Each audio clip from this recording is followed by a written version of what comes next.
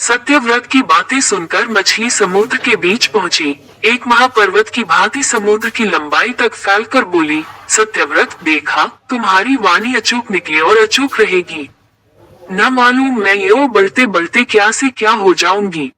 सत्यव्रत ने हाथ जोड़कर प्रणाम किया और उसकी स्तुति करने लगा, मत्स्यावतार वाले हे नारायण, आप रक्षा की मान करने आए और मेरी रक्षा करने के लिए आपने मत्स्यावतार लिया। आप मत्स्य के रूप में अवतरित लीला मानुष स्वरूप हैं। आपकी लीलाओं को समझने की ताकत मेरे अंदर कहाँ है। इसके जवाब में मत्स्यावतार में रहने वाले विष्णु ने कहा, हे राजन, 7 दिनों के अंदर कल्पांत होने वाला है। प्रलय काल के जल में सारी दुनिया डूब जाएगी, लेकिन ज्ञान, औषधियों और बीजों का नाश नहीं होना चाहिए। तुम्हारे वास्ते एक बड़ी नाव गहरे अंधेरे में चिराग की तरह जलती आएगी। उसके अंदर सप्त ऋषि होंगे। वह रोशनी उन्हीं लोगों की है। तुम अपने साथ औषधियों और बीजों के ढेर को नाव में पहुंचा दो। मेरे सिर पर जो सींग है, उस पर नाव को कसकर थामे रहूंगा और उसके डूबने से मैं बचाऊंगा। इसी के वास्ते मैंने इस रूप में अवतार लिया है। इस वक्त ब्रह्मा निद्रा में निमग्न है। उनके जागने तक ये नाव ध्रुव नक्षत्र को दिशा सूचक बनाकर यात्रा करेगी। अगले कल्प में तुम वैवस्वत के नाम से मनु बनोगे। शश सत्यव्रत ने विष्णु की आज्ञा को शिरोधार्य कर नतमस्तक हो उन्हें प्रणाम किया। मत्स्यावतार अपने 4 पंखों को फड़फड़ाते ऊंची लहरों को चीरते समुद्र के अंदर चला गया। ब्रह्मा गहरी नींद सो रहे थे। अंधकार में प्रलय तांडव हो रहा था। हयग्रीव नामक सोमकासुर समुद्र तल से ऊपर आया, फिर अचानक चमगीदड़ की तरह ब्रह्मा की सत्यलोक में उड़कर चला गया। ब्रह्मा जब नींद के मारे पहले जम्हाइयां ले रहे थे, तब उनके चारों मुखों से सफेद, लाल, पीले और नीले रंगों में चमकने वाले 4 वेद बाहर निकले और नीचे गिर गए। हयग्रीव ने उन वेदों को उठा ले जाकर समुद्र के अंदर छिपा दिया। हयग्रीव देवताओं और विष्णु का भी जबरदस्त दुश्मन था। वेदों के बिना ब्रह्मा सृष्टि की रचना नहीं कर सकते थे।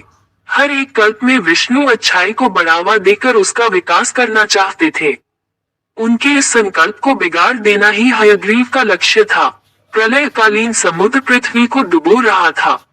उस वक्त सत्यव्रत को उस गहरे अंधेरे में दूरी पर नक्षत्र की तरह टिमटिमाने वाली रोशनी में एक नाव दिखाई दी। वही सप्त ऋषियों की कांति से भरी नाव थी। सत्यव्रत ने औषधियों तथा बीजों को नाव के अंदर पहुंचा दिया और नारायण की स्तुति करते उसी नाव में यात्रा करने लगा। मत्स्यावतार की नाक पर एक लंबा सींग था। नक्षत्र की तरह चमकने वाले उस सींग से लिपटकर एक महासर्प प्रलयकालीन आंधी को निगल रहा था। मत्स्यावतार अपने पंखों से लहरों को रोकते समुद्र को चीरते नाव को सुरक्षित ले जा रहा था। ध्रुव नक्षत्र को मार्गदर्शक बनाकर वह नाव फूल की तरह तिरते आगे बढ़ रही थी। समुद्र के गर्भ में छिपाए गए वेदों का पहरा देते सोमकासुर समुद्र के भीतर टहल रहा था। चारों वेद 4 शिशुओं के रूप में बदलकर किलकारियों कर रहे थे। मत्स्यावतार वेदों की खोज करते हुए आगे चल पड़ा। मत्स्यावतार को देखते ही सोमकासुर घबरा गया, फिर भी हिम्मत बटोरकर वह अपना कांटों वाला गदा हाथ में ले जूझ पड़ा। उस समय तक विष्णु का अवतार मत्स्य के रूप में कमर तक हो गया था। उसमें चारों हाथ निकल आए थे। देखते देखते मत्स्यावतार और सोमकासुर के बीच भीषण लड़ाई छिड़ गई। सोमकासुर समुद्र तल में पहुंचकर भागने लगा। इस पर विष्णु ने अपने चक्र से उसे टुकड़े टुकड़े कर दिया। विष्णु शिशुओं के रूप में स्थित वेदों को अपनी बगल में दबाकर पानी के ऊपर आ गए। वे चारों शिशु विष्णु के कंठहार में शोभा देने वाले श्रीवत्स तथा कौस्तुभ मणियों के साथ नन्हे हाथों से खेलते हुए किलकारियां मार रहे थे। चारों बच्चे सफेद, लाल, पीले व नीले रंग की कांतियों से चमक रहे थे। विष्णु के हाथों में शंख और चक्र शोभायमान थे। विष्णु के मत्स्यावतार को देख ऋषि और सत्यव्रत तन में हो हाथ उठाकर उनकी स्तुति करने लगे। प्रलय तांडव शांत हो गया था। जहां तहां भूमि दिखाई देने लगी थी।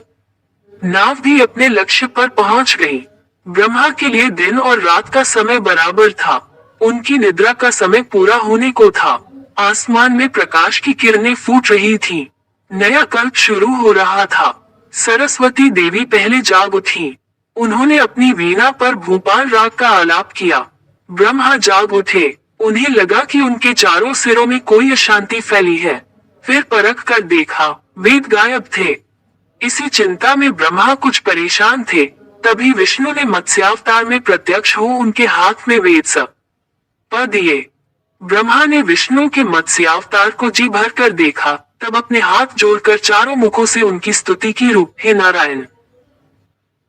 जो व्यक्ति आपके मत्स्यावतार का ध्यान करता है, उसकी सारी विपदाएं इस तरह हट जाएंगी जैसे प्रलय के रूप में उपस्थित सारी विपदाएं दूर हो जाती है और उनका अज्ञान रूपी अंधकार हट जाएगा। विष्णु के द्वारा मत्स्यावतार लेने का कार्य सफल हो गया था, इसलिए वे अंतर्धान होकर अपने निवास वैकुंठ में पहुंचे। ब्रह्मा ने वेद लेकर सृष्टि की रचना शुरू की। सत्यव्रत श्राद्धदेव वैवस्वत के नाम से मनु हुए। सप्तऋषि आसमान में अपने अपने स्थानों में पहुंचकर सप्तर्षि मंडल के रूप में प्रकाशित होते हुए ध्रुव की प्रदक्षिणा करते घूमने लगे। यो सूत महर्षि ने कहानी सुनाई। इस पर मुनियों ने पूछा, सूत महर्षि, हम लोग ध्रुव की कहानी सुनना चाहते हैं। सूत मुनि यो सुनाने लगे, रू इस विशाल विश्व में सबसे ज्यादा ऊंचा स्थान ही ध्रुव मंडल है। वही विश्व स्वरूप विष्णु के शिर का स्थान है। ऐसा ऊंचा स्थान पाने वाले ध्रुव उत्तानपाद नामक एक राजा के पुत्र थे।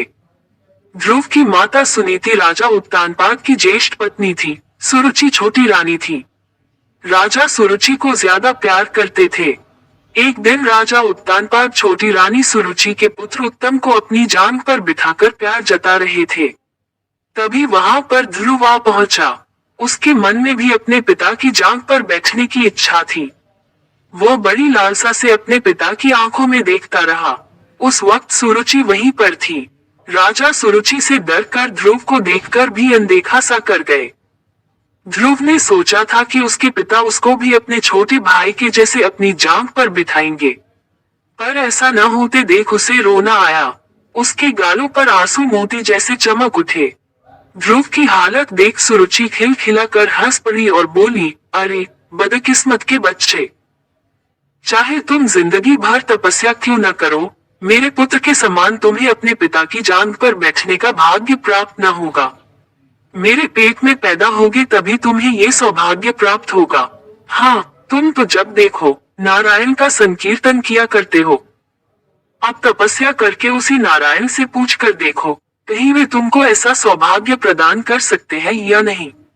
शश सुनीति ने ध्रुव का मजाक उड़ाया। बालक ध्रुव का मन कचोट उठा। उसका दुख उमड़ पड़ा। उसका क्रोध खौल उठा। उसके मन में सुरुचि की हत्या करने की इच्छा जगी, लेकिन दूसरे ही क्षण उसे सुरुचि एक उत्तम उपदेशिका सी लगी, मानो उसे यह सलाह देती हो, बेटा नारायण पर विश्वास करो, तपस्या करो। शश तब ध्रुव को लगा कि उत्तम कुमार ऐसे महान उपदेश पाने का सौभाग्य न रखने वाला एक अभागा है। राजा उत्तानपाद उसे अंधेरे रूपी जाल में फंसकर छटपटाने वाले हिरण जैसे लगे। इसके बाद ध्रुव ने सुरुचि को इस प्रकार प्रणाम किया, जैसे गुरु का उपदेश पाने के बाद शिष्य गुरु को प्रणाम करता है। तब वहां से चल पड़ा। ध्रुव के इस व्यवहार पर चकित हो सुरुचि अपने मन में सोचने लगी, लड़का तो भला मालूम होता है। गालियां देने के बाद भी प्रणाम करके चला गया। प्रणाम न करे तो करेगा ही क्या। मेरे सामने मुंह खोलने की उसकी हिम्मत है, या उसकी मौत हिम्मत कर सकती है। आंसू बहाते लौट आए ध्रुव को देख दासियों के द्वारा सारी हालत जानकर सुनीति रो पड़ी। तब बोली, हाँ बेटा, बात सच है। दासी जैसी ही निकृष्ट जीवन बिताने वाली मेरे गर्भ से तुम क्यों पैदा हुए। तुम्हारी मौसी की बातें सच हैं। तुम्हारे लिए और मेरे वास्ते भी उस नारायण को छोड़ कोई दूसरा सहारा नहीं है। अपनी माता की बातें सुनने पर ध्रुव के मन को शांति मिली। बोला, माँ, मैं तपस्या करने जा रहा हूँ, मुझे कृपया आशीर्वाद दो। क्या बोला, तुम तपस्या करोगे, तब तो नारायण से सुरुचि के गर्भ से पैदा होने का वर मांग लो। शश सुनीति ने कहा, माँ, ऐसी बातें अपने मुंह से न निकालो। मैं तुम्हारा पुत्र हूँ, हमें कभी अपने को छोटा मानना नहीं चाहिए। ये तो आत्महत्या के समान है। मैं ये साबित करना चाहता हूँ कि ध्रुव की माता कैसी भाग्यशालिनी है। दिशाहीनों के लिए दिग्दर्शक बनने का वर मैं नारायण से मांग लूंगा। शश ये कहकर ध्रुव उसी वक्त घर से चल पड़ा। रास्ते में नारद मुनि से बालक ध्रुव की मुलाकात हुई। नारद ने पूछा, हे ध्रुव कुमार, लगता है कि तुम खेलने के लिए चल पड़े। स्वामी, मैं तपस्या करने जा रहा हूँ। शश ध्रुव ने जवाब दिया, ओह, तपस्या नामक कोई खेल भी है, तब तो खूब खेलो बेटा। शश नारद ने मजाक किया, मुनिवर, यह कोई खेल नहीं, सचमुच मैं तपस्या करने के लिए ही जा रहा हूँ। ध्रुव ने स्पष्ट शब्दों में कहा, उफ, ये बात है, इस छोटी सी बात को लेकर तुम तपस्या करने जा रहे हो। मेरे साथ चलो, मैं देखूंगा कि तुम्हारे पिता तुमको अपनी जान पर क्यों कर नहीं बिठाते। शश नारद ने कहा, स्वामी, मैं किसी की दया नहीं चाहता, सबसे उत्तम नारायण का अनुग्रह मुझे चाहिए, इसी वास्ते मैं तपस्या करने के लिए जंगल में जा रहा हूँ।